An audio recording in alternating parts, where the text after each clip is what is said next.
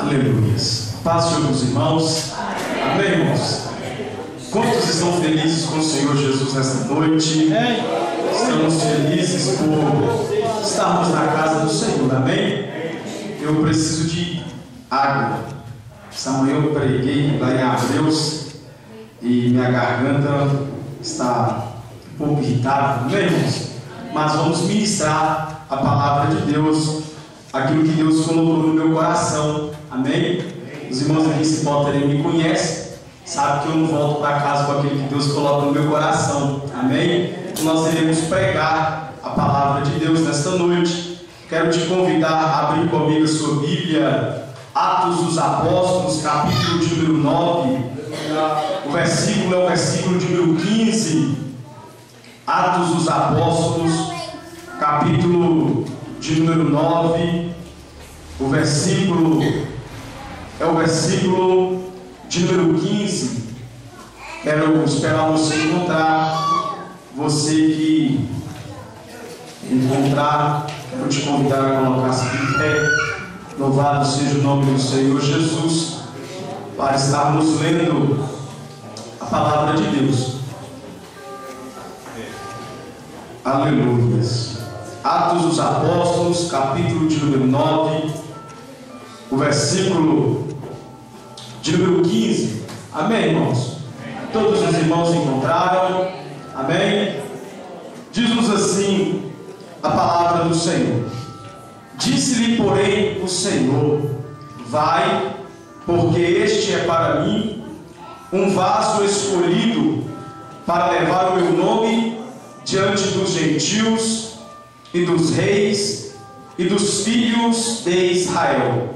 Versículo 16: e eu lhe mostrarei quanto deve padecer pelo meu nome. Quero repetir novamente o versículo 15, que diz-nos assim, vou repetir o 15 e o 16. Disse-lhe, porém, o Senhor: vai, porque este é para mim um vaso escolhido para levar o meu nome diante dos gentios e dos reis e dos filhos de Israel, e eu lhe mostrarei quanto deve padecer pelo meu nome. Pode tomar esse assento. O pastor Roger já orou ao Senhor. Irmãos, é interessante que o pastor Júlio, ele disse que a igreja brasileira não sabe o que é sofrer por causa do Evangelho. E de fato nós não sabemos. Amém, irmãos? Não sabemos de fato o que é sofrer na pele por causa do nome de nosso Senhor e Salvador Jesus Cristo. E antes de entrar na mensagem, eu só quero dizer algo aqui, que Deus, quero que você guarde isso no seu coração, não sei quando, mas um dia Deus irá requerer das mãos da igreja brasileira a liberdade que nós temos de anunciar a Cristo para as pessoas que não anunciamos. Amém, irmãos? Deus irá requerer isso das mãos da igreja brasileira. Amém, irmãos? Não sei quando, mas um dia Deus irá requerer, porque Ele não é um Deus injusto. Outras nações sofrem tanto por causa do nome de Cristo, e eles pregam a palavra, anunciam a Cristo, não tem vergonha, e nós temos liberdade, e muitas das vezes nos colocamos várias desculpas para não anunciarmos o Evangelho de Cristo. Amém? Irmãos, nós estamos diante de uma palavra conhecida da parte da igreja, quando Deus faz um chamado para o apóstolo Paulo. Todos os irmãos conhecem este grande homem de Deus. Eu posso dizer que abaixo de Jesus Cristo foi um dos maiores missionários que esta terra já pôde conhecer. Foi um homem que pregou a palavra de Deus a tempo e fora de tempo. Foi um homem que investiu a vida dele por causa de Cristo. Foi um homem que investiu o tempo dele por causa de Cristo, e até mesmo os recursos financeiros que ele ganhava fabricando tenda, em algumas vezes ele investiu na obra do Senhor. Foi um homem tremendamente poderosamente usado por Deus nesta baixa terra.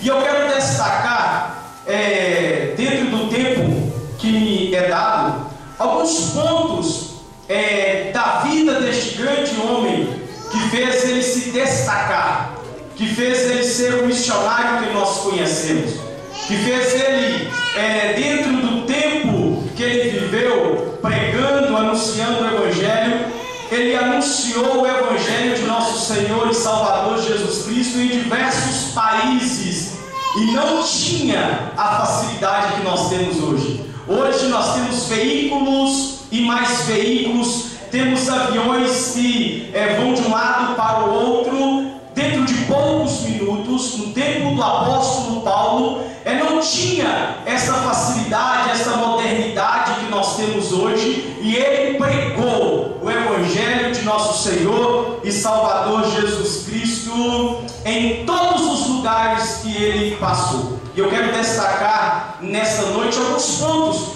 importantes sobre a vida deste homem. E eu quero já dizer que a mensagem não é light, porque não tem como pregar num congresso de missões uma mensagem light. Não tem como vir no congresso de missões e pregar que Deus vai te dar carro, que Deus vai te dar casa, que Deus vai te dar moto, porque isso nós sabemos que se Ele quiser dar, Ele dá. Amém, irmãos? Mas eu quero destacar nesta noite alguns pontos importantes na vida deste grande homem de Deus. O primeiro ponto que fez com que ele se destacasse no ministério missionário, na chamada que Deus fez para ele, é porque ele possuía. Paulo tinha uma dívida para com Deus. Nós iremos ver qual é essa dívida. Quem era Paulo antes de converter? Segundo a tradição judaica, um menino, um rapaz, com 5 anos de idade, ele começa a receber os primeiros contatos com a escola. Ele começa a estudar aos 5 anos de idade.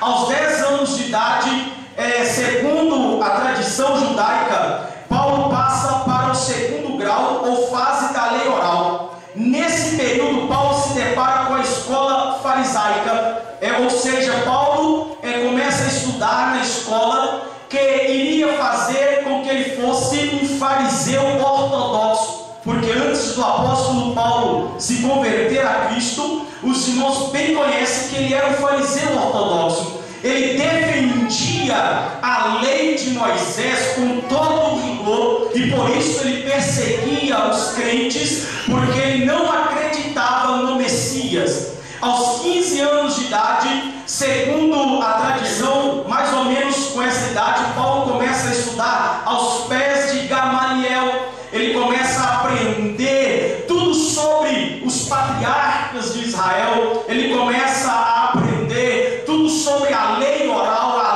lei moral, tudo que a lei tinha condições de oferecer ao apóstolo Paulo. Aos pés de Gamaliel, este homem estudou, começou a estudar por volta de mais ou menos 15 anos de idade.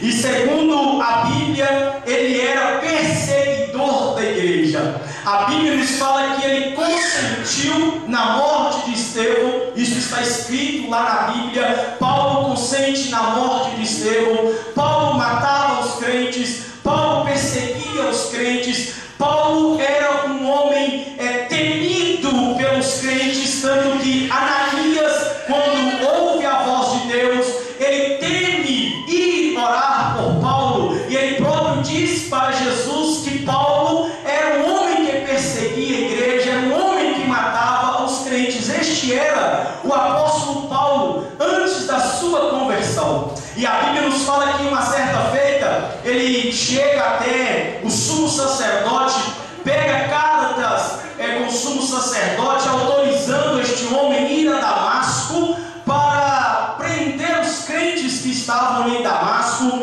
para perseguir os crentes que estavam ali em Damasco. E a Bíblia nos fala que este homem, indo de caminho a Damasco, ele tem um encontro pessoal com nosso Senhor e Salvador Jesus Cristo. Um pouco antes de chegar a Damasco, a Bíblia nos fala que um resplendor de luz envolve Paulo, a comitiva de Paulo, e Paulo cai do animal que ele estava montado. Os irmãos conhecem a história, e Paulo pergunta quem era aquela voz que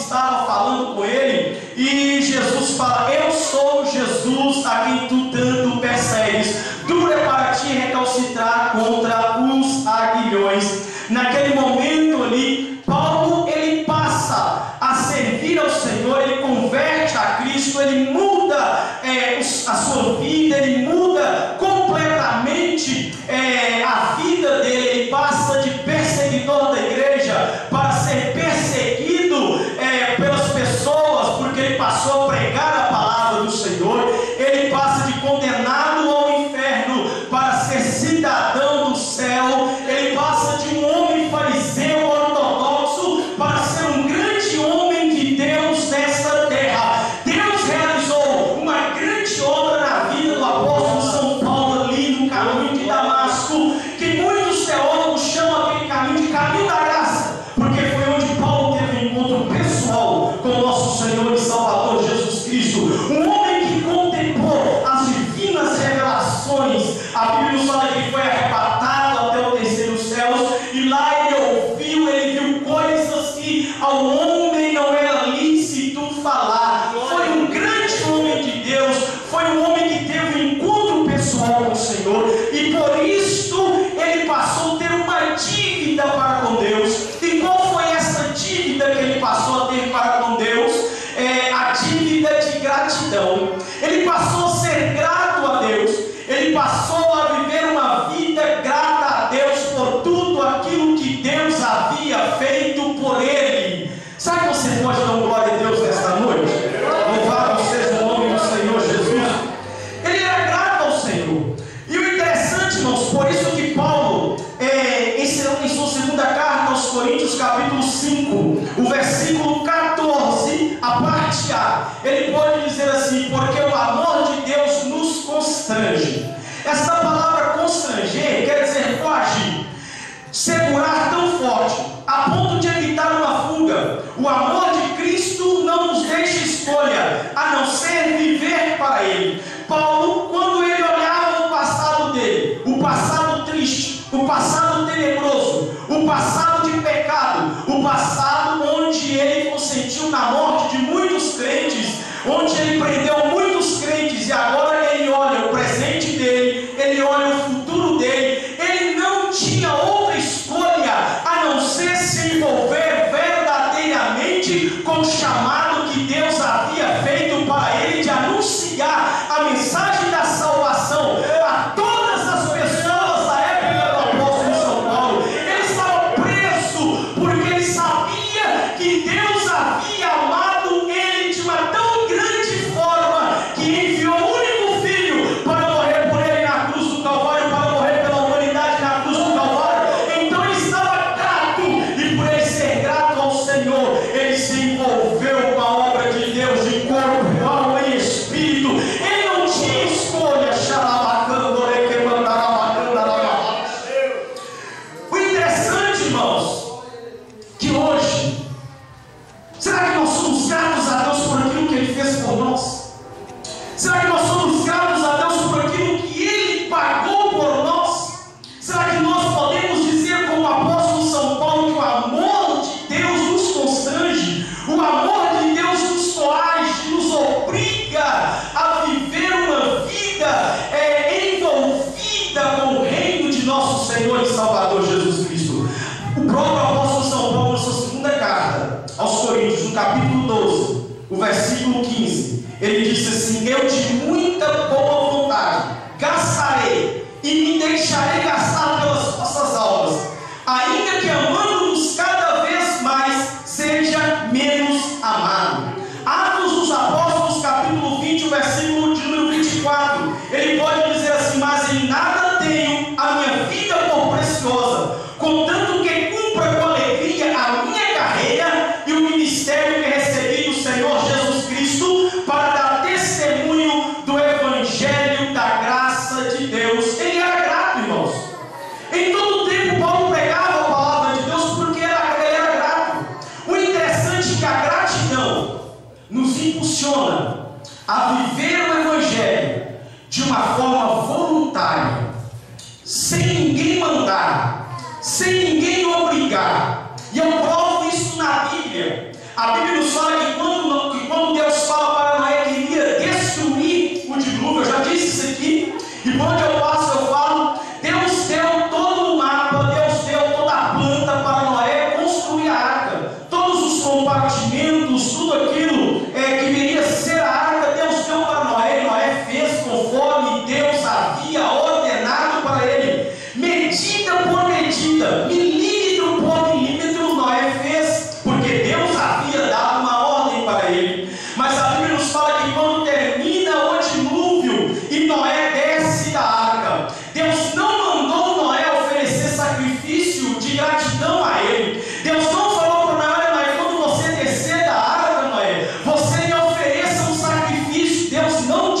sacrifício para Noé. Mas quando Noé desce da arca, a primeira coisa que Noé faz foi fazer um altar, oferecer um sacrifício naquele altar. E a Bíblia nos fala que Deus cheirou o bom cheiro daquele sacrifício. Sabe por quê?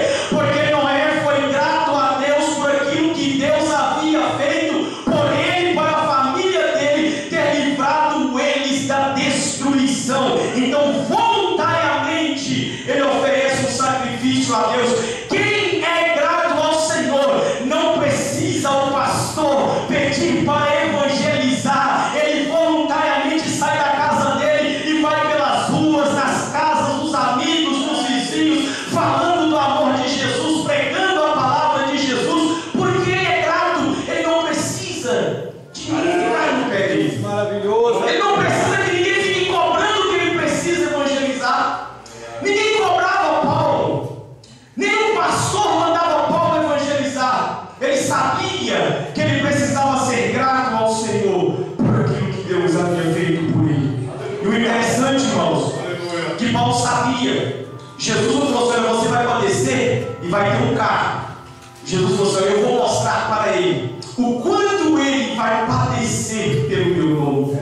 Paulo sabia que ele ia sofrer por causa do nome de Cristo Jesus, mas mesmo assim ele se dispôs a pregar, a anunciar, a transmitir a palavra do Senhor, porque ele é grato. Ele era grato, amém, irmãos?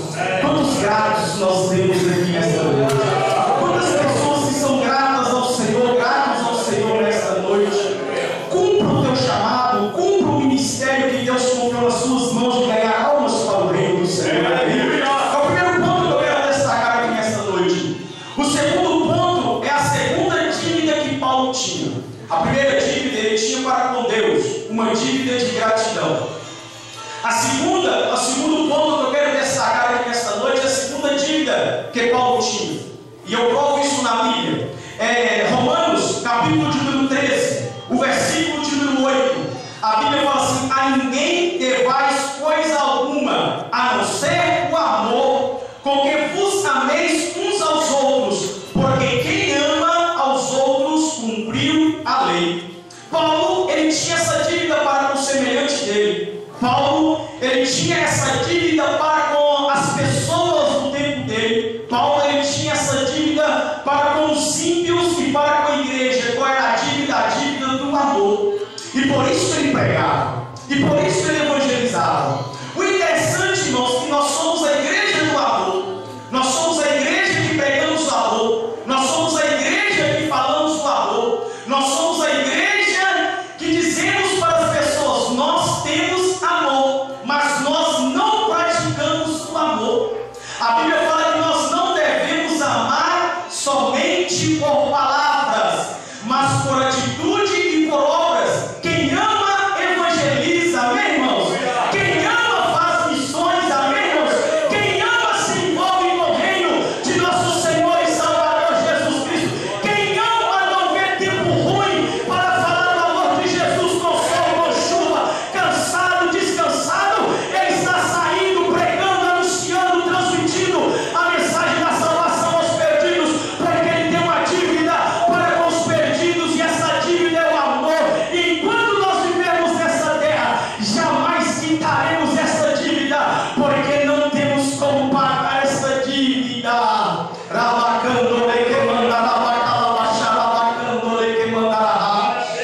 Louvado seja o nome do Senhor Jesus. O interessante, irmãos, que o próprio Paulo, ele disse isso. Ele falou sobre os dons espirituais. Eu sou pentecostal, eu creio nos dons espirituais, gosto de barulho. Só que ele disse para a igreja de Corinto: olha, eu vou mostrar para vocês um dom muito mais excelente. Falar línguas estranhas é muito bom. Profetizar é muito bom. Estar num culto como este é muito bom. Mas amar os perdidos é melhor ainda, amém, irmãos? E a maior demonstração que a igreja pode dar para os perdidos, que a igreja pode demonstrar para os perdidos, é evangelizando. Uma alma, irmãos, vale mais do que o mundo inteiro. Eu quero dar um pequeno testemunho aqui, que eu sou missionário. Estou em Abreu há pouco tempo, estou nessa região de Alto Doce há pouco tempo. Novamente eu creio que um dia eu voltarei para fora do Brasil. Quando eu fui para o Paraguai, várias pessoas disseram para não ir, que eu estava fazendo burrada, trem doido da cabeça, ir para o Paraguai, vender minhas coisas.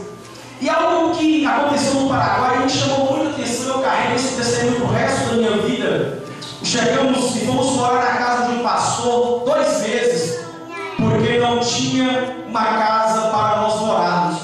E o interessante é que nós procurávamos casa para alugar e ninguém alugava. Uns tinham medo de alugar, outros não queriam alugar. E a gente ficava, por mais que o pastor nos tratava bem, não era a nossa casa. E um dia chegamos na casa de uma mulher por nome Graciela, e tinha uma placa lá escrita aluga-se, e chamamos essa senhora, ela nos mostrou a casa de 2 cômodos no fundo, e não nos atendeu, porque a minha sogra estava indo nos visitar, e tínhamos comprado alguns móveis e não tinham como colocar dentro dessa casa. E o interessante é que antes de irmos embora, eu e minha esposa perguntamos para essa senhora se nós poderíamos orar com ela, se nós poderíamos ler o versículo da Bíblia com ela. Oramos com ela e perguntamos se ela queria aceitar a Jesus Cristo como Senhor e Salvador pessoal da vida dela, e ela disse que queria aceitar a Cristo. O interessante que mais me chamou a atenção é que no dia que nós encontramos essa senhora, que ela aceitou a Cristo, no outro dia, se eu não tiver enganado, nós encontramos uma casa para morarmos. Se nós tivéssemos chegado no Paraguai e de cara encontrado uma casa para morarmos, nós não teríamos encontrado essa senhora. E essa senhora, de fato, continuou sendo crente. Ela era ex-mórmon. Os filhos, meu filho dela que morava de frente para a casa dela, abandonou ela porque ele era mórmon, não levava remédio para ela. E no Paraguai, não sei se mudou, o idoso não tem aposentadoria lá, é difícil conseguir algum auxílio do governo. E nós fomos na casa dela porque ela não podia ir à igreja, ela tinha sofrido derrame. Orávamos com ela. Um dia perguntamos para ela se a senhora quer que a gente pare de vir aqui porque o filho da senhora tem maltratado muito a senhora. Ela disse assim: não, eu quero Jesus, eu não abro mão de Jesus. E poucos dias antes de virmos embora para o Brasil, de voltarmos para o Brasil, fomos na casa dela e ela contou um sonho, pastor Júlio, que ela teve. Ela teve um sonho em que Deus chamava ela por outro nome. Ela virava para Deus e dizia assim: este não é o nome que os meus pais me deram. E Deus dizia para ela assim: pois é, aqui você terá outro nome. E aquilo me alegrou muito, porque eu perguntei para ela: a senhora já leu essa passagem na Bíblia? Ela falou assim: nunca li essa passagem na Bíblia. Eu disse para ela: pois é, lá no céu nós iremos ter um outro nome, nós iremos ter um novo nome. Imagine se eu tivesse dado crédito à conversa das pessoas para não irmos, para não vendermos as nossas coisas, porque íamos tomar prejuízo. Talvez essa mulher nunca teria encontrado Cristo na vida dela. Amém, irmãos? A maior demonstração que a igreja pode oferecer para os perdidos é o amor. E como mostrar este amor? Evangelizando, indo, saindo das 4 paredes do templo, indo pelas ruas, transmitindo Jesus Cristo para as pessoas, dizendo para as pessoas que Jesus salva, Jesus transforma, Jesus liberta e prepara o homem para morar com ele no céu de glória. Se você crê nesta palavra, levante a sua mão esta noite e adore a Ele, porque Ele é bom, porque Ele é maravilhoso, porque Ele é glorioso. Aplaude a Ele nesta noite, exalte a Ele nesta noite, não fuja.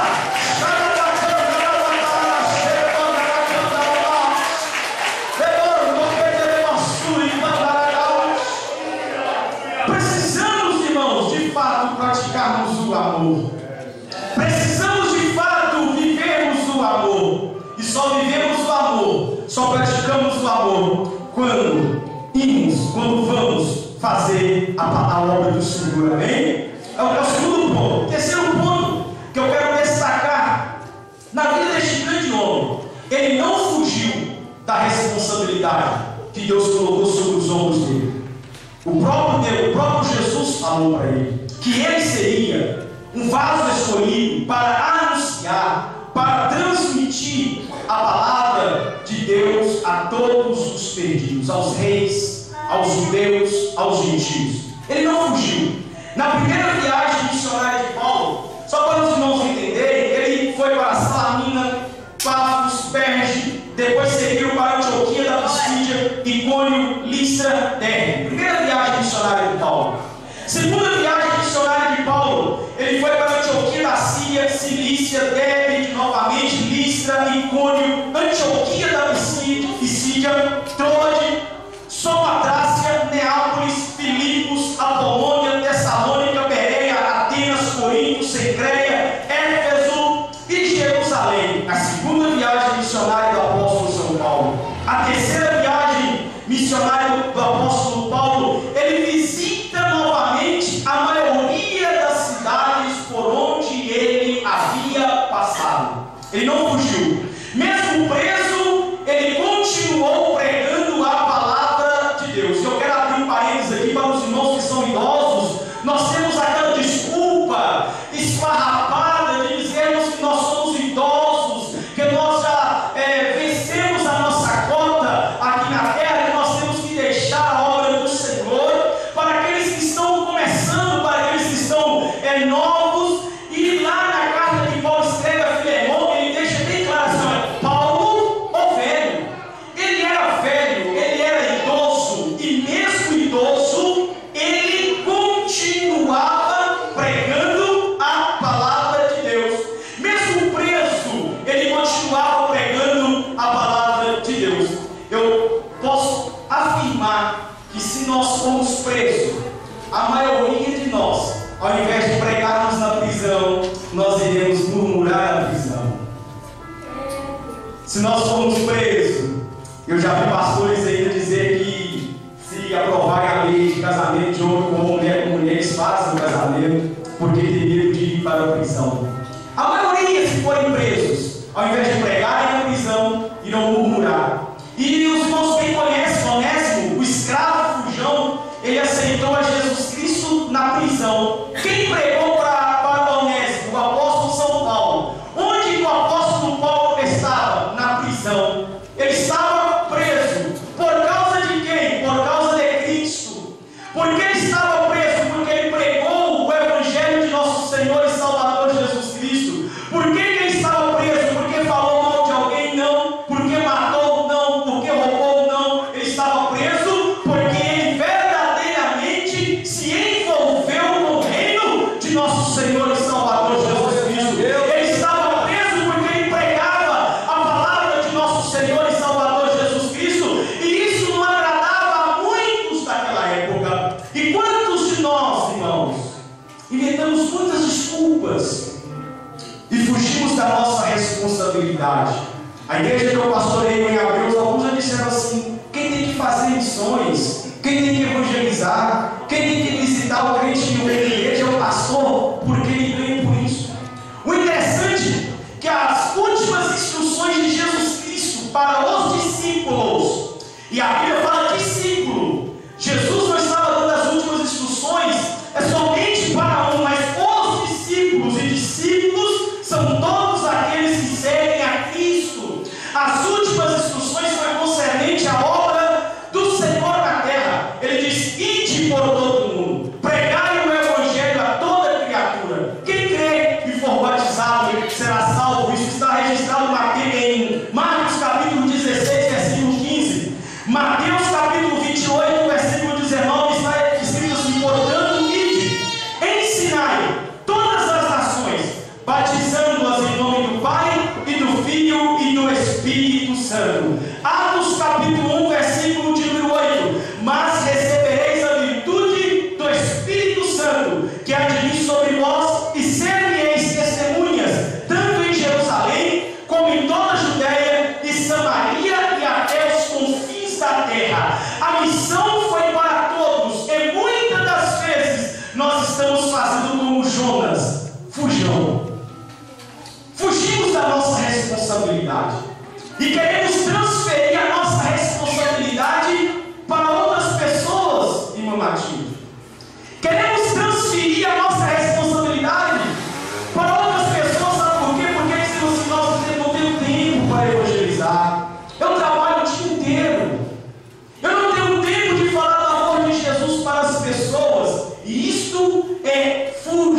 da responsabilidade, porque eu duvido qual crente que não tem tempo de evangelizar e de falar do amor de Jesus para as pessoas. Sabe por quê? Porque onde você passa, onde você coloca a planta dos seus pés, lá na escola, lá no trabalho, na sua casa, na sua família, você é um missionário em potencial nas mãos do Deus vivo, do Deus Todo-Poderoso. Por onde a igreja do Senhor Jesus passa, é um missionário, uma missionária em potencial nas mãos do Deus vivo, do Deus Todo-Poderoso. Nós só não podemos fugir da responsabilidade que Deus colocou sobre os ombros da igreja de anunciar a mensagem da salvação aos perdidos.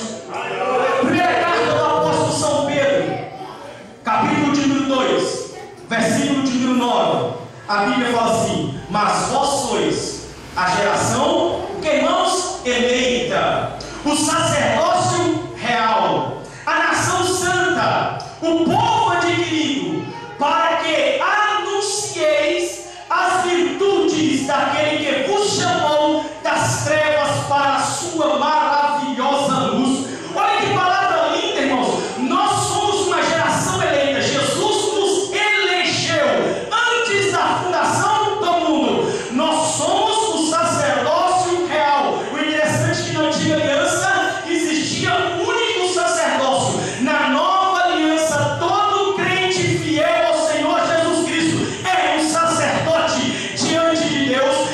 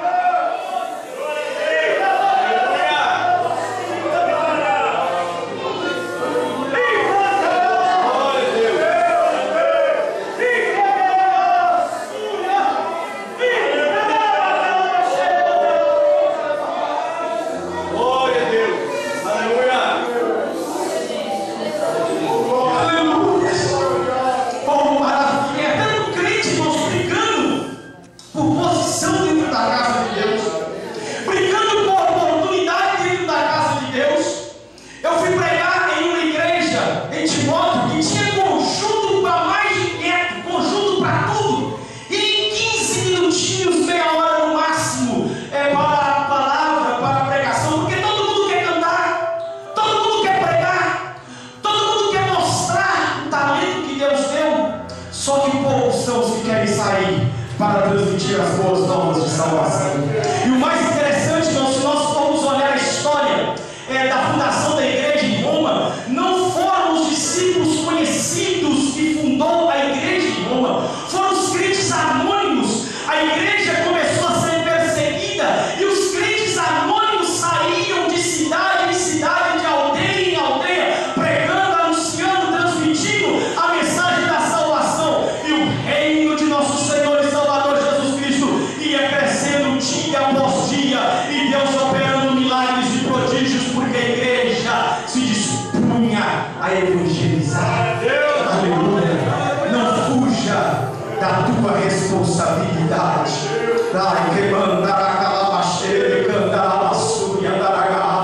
Se precisar eu vender as minhas coisas novamente para ir para fora do Brasil, eu venho sendo um pingo de remorso e vou. Se eu ficar 1 ano, 2 anos, 3 anos sem ver minha mãe, vai doer lá na minha alma.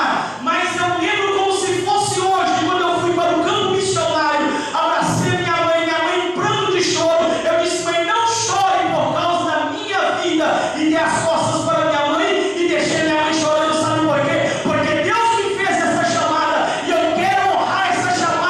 Enquanto eu tiver fôlego de vida e eu não vendo a minha chamada, não negocio a minha chamada, não vendo o ministério que Deus colocou nas minhas mãos, que é ganhar almas para o reino dele. E você que está presente aqui nesta noite, Deus confiou também em tuas mãos essa sublime tarefa de ganhar almas para o reino de nosso Senhor e Salvador Jesus Cristo. Então não fuja da sua responsabilidade.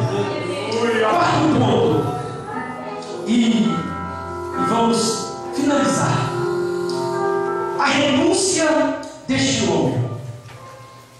Ele renunciou tudo, irmãos, tudo por causa da obra missionária. O interessante é que em Mateus capítulo 16, o versículo de número 24, diz-nos assim: olha, então disse Jesus aos seus discípulos: se alguém quiser vir após mim, renuncie-se a si mesmo, tome sobre si a sua cruz e siga-me. Lucas capítulo 14, versículo de número 33, a Bíblia fala assim: assim pois, qualquer de vós que não renuncia a tudo quanto tem, não pode ser meu discípulo.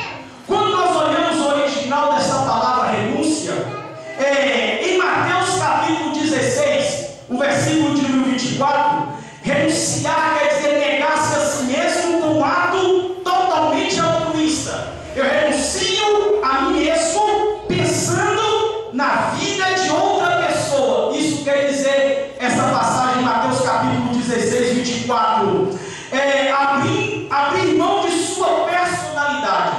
Em Lucas capítulo 14, versículo 33, tem o sentido de despedir-se, renunciar, abandonar. O novo dicionário da língua portuguesa traduz a palavra renúncia por abdicar do uso de um direito ou de posse legítima de qualquer coisa, não querer, desistir do desejo, renegar, afastar-se voluntariamente, abster-se, pôr de parte uma vantagem, sacrificar-se. O significado é amplo da palavra renúncia, tanto no original grego quanto no dicionário da língua portuguesa. E essa palavra vai muito mais do que o simples vocábulo. Essa palavra renúncia deve fazer parte do autêntico discípulo de nosso Senhor e Salvador Jesus Cristo. O discípulo de Cristo, ele renuncia por amor ao reino. O discípulo de Cristo, ele pega os interesses dele e coloca em segundo lugar, e pega os interesses do reino e coloca em primeiro lugar, porque ele é um discípulo e ele voluntariamente renuncia por causa da obra e do reino de nosso Senhor e Salvador Jesus Cristo. Por que a obra do Senhor hoje sofre, irmãos? Por que a Bíblia fala que a seara é grande, mas poucos são os ceifeiros? E os ceifeiros, nós temos muitos crentes no Brasil. Muitos crentes. Tem países que poucos são os crentes.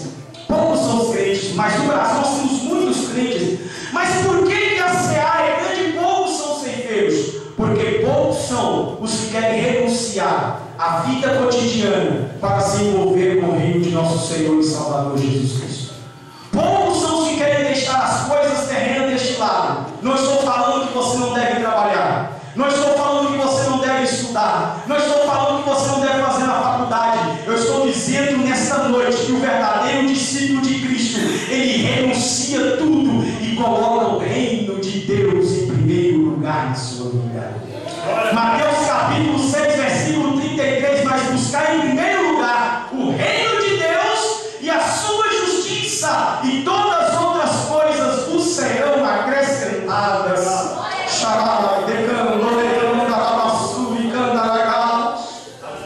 Não queremos renunciar, irmãos. E eu vou dizer uma coisa aqui: existem 3 formas de se fazer missões, basicamente: indo, contribuindo e orando.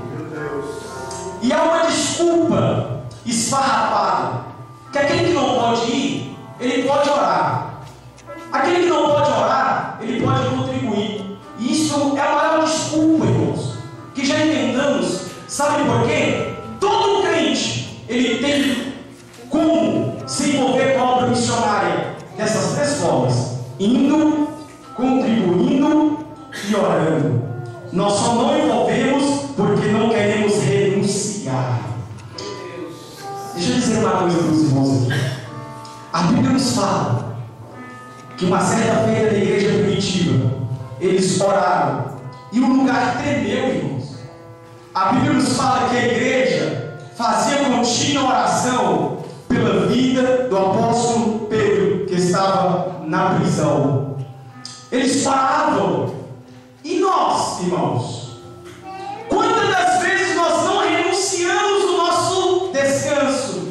Ficamos em casa. Interessante, irmãos, que a maior desculpa que alguns crentes utilizam: eu não vou na oração porque eu estou cansado. Quem está cansado vai dormir. Aí você pode ir na casa de muitos crentes que não conhecem. Se eles não estiverem em oração, eles estão vendo essas novelas podres que a Rede Globo transmite. Eles estão fazendo outras coisas, estão na casa dos vizinhos, jogando conversa fora, e a igreja poderia estar todos de joelhos dobrados, gemendo aos pés de nosso Senhor e Salvador Jesus Cristo, pedindo almas, e nós não vemos porque não queremos renunciar.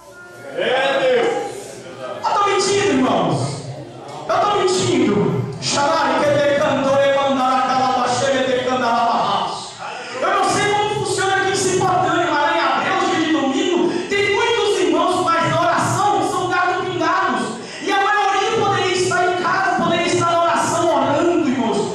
Eu louvo ao Senhor, porque o pastor Roger falou uma coisa muito interessante.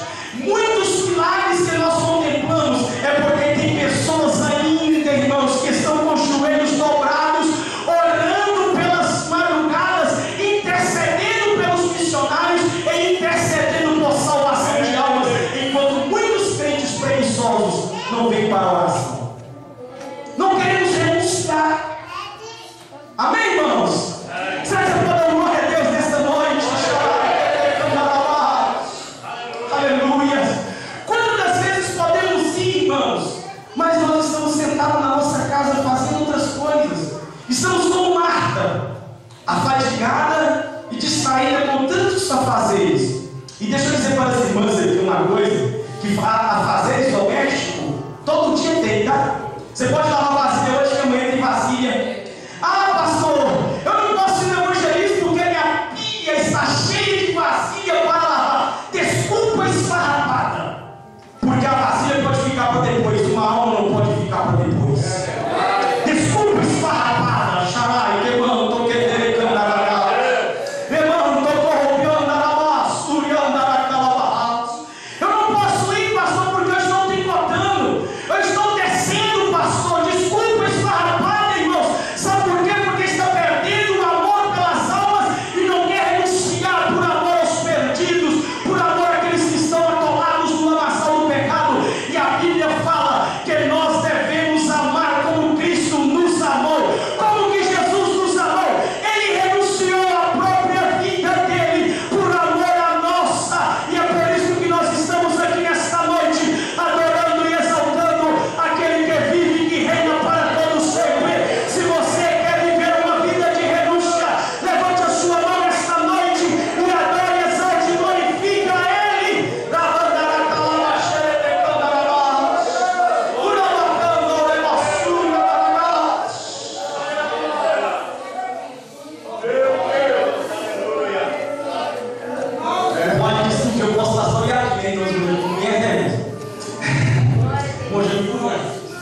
Lucas capítulo 8, versículo de número 38 até o 39, a Bíblia nos fala de um ex-endemoniado que renuncia, irmãos. O desejo está lá na Bíblia. Quando Jesus opera o milagre, o que o ex-endemoniado fala? Eu quero te seguir, eu quero fazer parte do seu grupo particular, pessoal. E o que Jesus vira e fala para ele? Não, vai para os teus e conta tudo quanto eu fiz na sua vida. Ele teve que renunciar um capricho, um desejo particular de fazer parte do grupo pessoal ali de Jesus Cristo para ir e falar do amor de Cristo para a casa dele, para a família dele. João capítulo 4,